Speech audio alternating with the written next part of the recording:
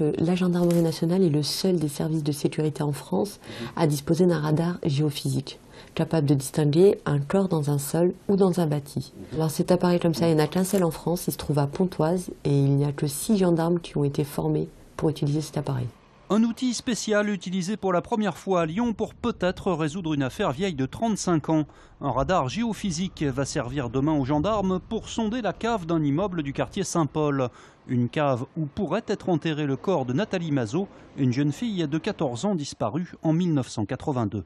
Il y a plusieurs témoins qui désignaient ce fameux bar du quartier Saint-Paul et puis qui désignaient des personnages qui avaient été violents et surtout des personnages qui avaient effectué des travaux dans les sous-sols de ce bar exactement à l'époque de la disparition de Nathalie.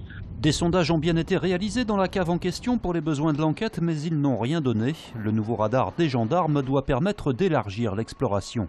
Clairement, ce matériel donne de l'espoir et nous permet en fait de rebondir dans certaines enquêtes qui sont enfermées en fait dans lesquelles on n'a aucune avancée depuis plus de 30 ans, puisque aujourd'hui ce matériel est utilisé au moins 1 à 2 fois par mois depuis 2004 et on a un résultat, on réussit à découvrir au moins 2 corps par an.